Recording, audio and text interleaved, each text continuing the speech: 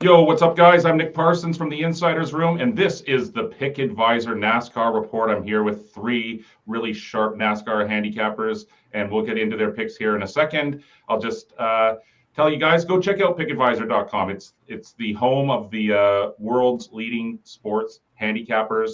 Now, guys, the race we're talking about today, of course, is the Hollywood Casino 400. And to break that track down and to give us his first picks, we're bringing in Rye Cape. What's up, Rye?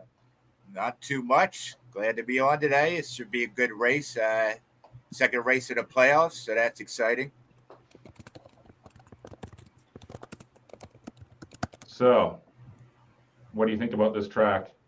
All right. So a little bit about track information. We are doing the Hollywood Casino 400. This is at Kansas Speedway. It's a 1.5 mile track, cookie cutter, oval, 15-degree banking. We're going to be doing 400 miles and 267 laps. This is race number 28 of 36, and we will be going off today at 3 o'clock Eastern. Recent top finishers in this race. Last year was Kyle Larson. 2020, it was Joey Logano. 2019, it was Denny Hamlin. As I said, it's the second time here with the new car. Kurt Busch won in May. We actually called him out to win, so we cashed that one. Hopefully we get 2 Kansas outrights in a row. This is a low tire wear. Tires should be figured out from the last time. We did have some problems in Kansas with a lot of flats. They're using the Poconos on the right. The left side is a new tire. So those are our tire codes. I looked at Kansas in May. I looked at Michigan and Las Vegas and a little bit of Charlotte. So that's what I'm going off this week. There was some news came out yesterday about Kyle Busch moving to RCR. Mm-hmm. And I just wanted to get these guys' thoughts on that before we start giving out picks. Sure, yeah. And Phil and Joey, if you guys have any thoughts on the track yourself, how about you, Phil? Well, the track itself, I mean, Rye kind of touched on the fact that the spring race was chaotic with all the tires going down on a supposedly like low tire wear track. So I'm expecting, Goodyear to try to bring a better tire this time around. It might not be as chaotic. So that, typically means for the gambler, it's more predictable, I guess, but you say that in air quotes and knocking on wood. So I mean, this is to me a track that you kind of do your homework, do your research, and as long as things like that all kind of fall in line, you should be pretty happy at the end of the day. So I'm hoping that it's not as crazy the first time around. Obviously, as a fan, it's fun to see that, but when you're putting money on the race, you don't want to see the leader be blowing left side tire. So we'll see. Hey, Phil, I'm just realizing we didn't properly introduce you here either. This is the first time on the Pick Advisor NASCAR Report here with Rye Cape. So, why don't you tell us a little bit about yourself? I know that you're involved in, this is Full Tank Phil. And so why don't you tell us who you are and where people can find you on Twitter and some of the other shows and different people that you're involved with? Sure. Yeah, I started a podcast. This is our 4th season now, doing the Full Tank with Phil podcast, and it's been an absolute blast meeting a lot of people, talking with Rye all this season and last season. I don't remember when we got connected, man, but it's been really fun kind of talking shop. And I started the pod because, I don't really have a lot of people in my, friend group that are really into NASCAR, and met a lot of people through that. So put the podcast out every week. Have guests on. Rye's been a guest before. And, also do a show on Wednesday nights via Twitter Spaces that's run by Derek Yoder.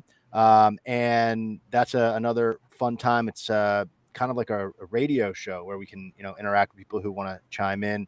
And we make, picks on that show as well of the head-to-head matchup. So a lot of things going on, and just keeps the week, short. It makes it go by quickly and really fun. So yeah, you can follow me at Full Tank Phil on Instagram and Twitter. And just like I said, if you want to send me a message, I love talking shop and seeing what we can try to beat the books with. Absolutely. That's fantastic. And guys, we're going to get to all these guys' picks, and we'll get over to Joey here now. So Joey, did you have any thoughts on the track or anything like that, or you guys just want to get into your picks here at this point? Yeah, I'll keep it short and sweet. I think this track will definitely need to be used with an interesting pitch strategy, especially with last night's race for the Xfinity being shortened because of rain. I think experience here and bold pitch strategies will definitely come to factor here. Okay, all things to take into an account. And so with that, why don't we get into the most exciting portion of the show, and that's where these guys give out their selections. So Rye, we're heading to you first here. Here's your selections. Tell us about it. Yeah, so the first guy I like is Denny Hamlin. Denny Hamlin's average finish at Kansas Speedway is 13.7, 28 races. He has 3 wins, 11 top 10 finishes. The number 11 team has won the past 2 of the past 6 Kansas races. Second best average finishing position of the last 5 races at 10.8. Toyota has been strong on the 1.5s. He was runner-up in Darlington last week. 4th place finish at Kansas in the spring. 10th career top 5 finish at Kansas. He has 3 wins at Kansas, which is tied for the most among active drivers. Since 2019, he is second with average finish here with a 7.7. 7 races. He has 2 wins, 4 top 5s, and he's led 14.6% of laps. Okay. Awesome. So there's Rye's picks, and now Phil, why don't we get into yours? And those are right here, sir. Absolutely. I mean, and just to piggyback off of Rye, I mean, I'm going to be touching on Hamlin in a bit there. I don't hate that whatsoever. But yeah, so I'll start with the head-to-head matchup that I called out here, a little bit more chalky, -120 for Kyle Larson over Ross Chastain. I really need anything I can get on Larson. He won this race a year ago. He finished second in the spring race. And if you rewatch that race, he slapped the wall like 5 times throughout that race and still managed to keep it together and finish second. I mean, if he doesn't do that, he wins that race going away. If you look at 1.5 miles, the comparable tracks this season, he beats the field in average finish by a ton. 5.0 average finish on the 4 comp tracks this season. You need something on Larson, so if the money line pick is a little too short for you, take him in a head-to-head matchup. All you have to do is beat one guy, and I'm picking on Ross Chastain in this one. The experience of Larson. Chastain, he's just got too many enemies out there. This is a track that I think somebody could maybe, revenge or enact some revenge here. So I'm going to ride with Larson over this. Just got to beat one guy, -120. If that's too chalky for you, throw that in with a football pick or something like that. But I like the -120. Okay. And now, Joey, you're up next here. Yeah, so here's Joey's picks right here. One play I really like a lot today is Joey Logano, top 4 at +150 coming in at DraftKings. Joey Logano's been racing pretty well as of late. Among active 4s, the only driver with a better average finish than him here is Kevin Harvick. And after last week's debacle with his car, I want to stay away from Harvick, at least for this week, just to see if they can figure that out. Again, nothing against you, Phil. I saw you had Harvick as a top 4. We'll talk about it. Staying off it this week. But other than that, he's come in top 5, 3 out of the last 6 races overall, and I think that gives him a good push for a top 4 at this value. And he has a pretty good pole position here. So at +150, I'll definitely be playing Logano top 4. Fantastic. Yeah. So do you guys have anything else you want to say at the end here? Yeah, we only did one play each. We got okay. 3. Sorry, I thought you guys had done everything. Yeah. So we're just gonna keep we're good. going round and round. Got it. So I also like Logano. I just want to say that I would have had him on my card for this show this week, but I used him last week, and he missed my cash by 1 position. Motherfucker. All right, so I also like Kyle Larson. He was runner-up in the spring, led 19 laps. He won this race last fall, as I said earlier. He's led 29 or more laps in each of his last 4 starts at Kansas. Kyle Larson's average finish at this track type is a 5.6. In 7 races, he has 2 wins, 6 top 10s. He's great at running the high line. He battled Kurt Busch at the end of last time here. I think he'll be in the race at the end. Another thing about Larson, in his last 3 races here, he has a win and 2 top 5s. So he does well at this track. I think he was since 2019. He has an 8.8 average finish. That's 5 races, 1 win, 2 top 5s. He's led 26% of the laps. So, like Phil, I also like Larson this week. I think he's going to do well. Yeah, I All like right. that value too. Top 3. That's good value. So I'll go into the top Ford. Since Joe just mentioned that stuff. So I don't disagree with Logano being a top Ford. I think, with my pick here, Kevin Harvick, top Ford, he is the guy that I think Harvick is going to have to beat. So the reasoning for my pick here is, like, when I called out picks this week on the podcast earlier in the week, I had a lot of picks that I feel like I'm feeling good about because the odds shifted to be very short and they're not worth calling out on today's show because, people can't get them at that number anymore. But Harvick top 4 was a number that actually went the other way. And I think that was because of practice and qualifying yesterday. So earlier in the week, he was plus 225. Now he's plus 500. And when you look at his competition, unless there's something crazy going on with some of these other guys, it's really Logano and Blaney that he's going to have to beat. And Harvick's numbers are phenomenal. You just alluded to it a little bit. I mean, he's got the best average finish out of all the Fords. If you're looking at the last 3 races, he's won top Ford 2 of those 3. And in the last 5, he's been in the top 2 Fords 4 of the 5 races. So he's going to give you a shot at this bet, essentially. He's first in drive rating, 2022 comp tracks. He's 3rd in average finish on these types of tracks. So I'm not scared away by the fact that Harvick, qualified. I think it was like 14th or something like that. I think the cream is going to rise to the top. Veterans are really starting to get a grip on this car, and I think we're going to see Harvick moving forward throughout this race and really put you in position for a pretty good payday. That's why I'm calling it out. Plus 500. That's pretty solid when you're looking at the group of Fords. So I agree with Logano being a choice, but for a little bit more value, I'll go with Harvick. Yeah, when I did my systems. When I did my systems, Harvick bounced up all over the place. He was on all my sheets. My only thing with Harvick, I was listening to Wormy on Friday, and he was saying that, talking about the history, Harvick's good at everything. But I think he slips in there. Okay, fair enough. From a value point, I think Harvick at that value is definitely good. But again, after last week being burnt by him with the vehicle issue, just for 1 week, I'm staying away. Just 1 week. Yeah. But another play I like a lot is Christopher Bell top 5. I got that at plus 111 on Barstool. He only raced here 5 times, and he has 1 top 5 here. Prior to the race here in May, he did finish in 8th, so that's definitely a good example for how he can run here. He came in 5th last week, which is pretty good, with another top 5 finish today. That'll definitely put him in a good position to advance next week in the playoffs. So based off of that, I definitely see him trying to push at least for a top 5 finish. Yeah, he cashed it last week. Yeah, I have him on my card all the time. So yeah, I think he just keeps getting better and better and better. I cashed him outright on my first time here on the show. Yes, you did. Yes, sir. Yes, you did. You got the winner. All right. So, for my last guy, I'm going to go with Christopher Boucher. Not his greatest track. He averaged 18th place in 13 Cup Series races here. He has 3 top 10s. He was 27th in the spring. I do like that his teammate Keselowski was 14th in the spring. So I think they're going to help build his car up to get to where Keselowski's was last time they were at Kansas.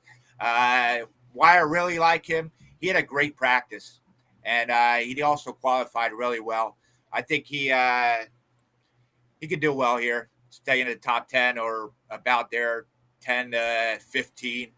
So, I have him over Suarez at plus 120. I like the plus money there. We haven't really heard much from Suarez recently, except that he had beef with Christopher Bell. I don't know what the hell that was about. But yeah, so my 3 bets are Hamlin top 5 plus 152. I found that at Barstool. Larson top 3 at plus 205. I also found that at Barstool. And then Boucher over Suarez at plus 120, and that was on Caesars. Yeah, I like that value for Boucher there. I think he's going to put you top 15. So then it's all about how Suarez is going to, handle this race. He's an enigma to me. I'm scared of Suarez because like he's got that track house speed sometimes, but then other times he's nothing. So I don't disagree with the pick.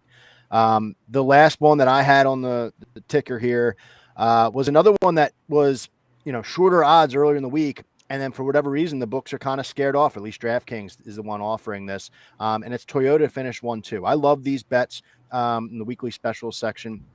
And it was plus 400 on Tuesday, Wednesday. Now, after practice qualifying, for whatever reason, we're getting it better. And Toyota has done really well at this racetrack.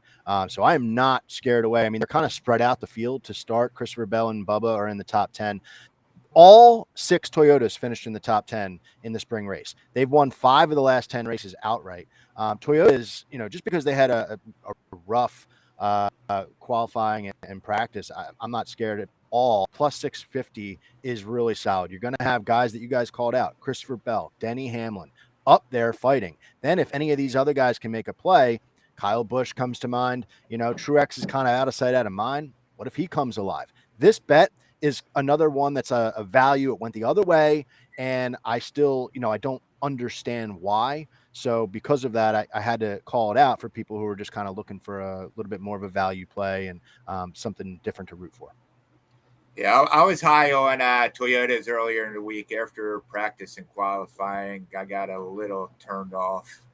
But, yeah, I think Toyotas do well. I like the bet. I'll be on it.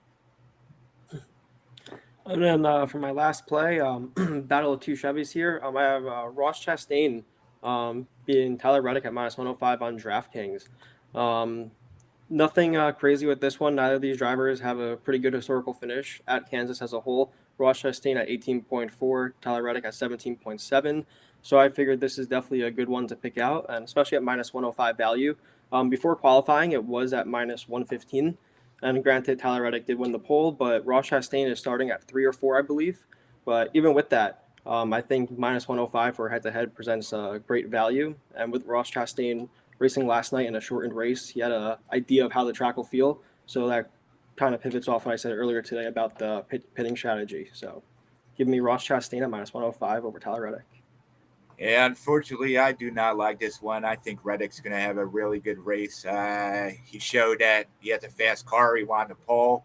He's good at these kind of tracks. Low tire wear. He's same thing like Larson. He can ride the high line, and he'll be up there a lot. He'll be passing a lot of cars, and I think he's going to be top 5. We'll see what happens. Tyler Reddick's been the hottest driver in the last 3 races. Hey, I won't argue it. I don't need Ross Chastain to win. I just need Ross Chastain to beat Tyler Reddick. That's it. I feel wherever it is on the track. I feel so you guys can get all of these guys' picks in the Insiders Room Discord, which you can follow through my Twitter, which is at the Insiders Room. That would lead you to a link to get to the Discord. But you can also go to all of these guys' Twitters. Why don't you guys just tell everyone's Twitters? I don't have those available, and then that's where they can go. And we'll wrap things up here. Yeah, go ahead. You can start, Phil. Sure. You can find me at full. Yeah, you can find me at Full Tank Phil on Twitter and Instagram. So yeah, give me a look and happy to chat. Yeah, make sure you check out his podcast. He comes out every week. He breaks everything down. It's great. It's a great listen. Thank you, Ryan. Make sure you listen. I'm telling you. Yeah, no. Go ahead, Joey. You can find me on Twitter at Betting Underdog, capital B, capital U, Betting Underdog. Yep, and I'm Ride Cape at Ride Cape. You can find me at the Insiders Room on the Discord. You can find me at pickadvisor.com. I'm giving out the Ride or Die free play. They're hitting pretty consistently. We're doing well here. So let's cash some tickets. Absolutely. There's all your picks for the Hollywood Casino 400 guys. And so, yeah, I guess I'm not sure if I'll see you next Saturday, but a great show. And it was nice to meet you, Phil. And so that's it, guys. See you next week. All right. Thank you. Let's cash some tickets. Happy race day.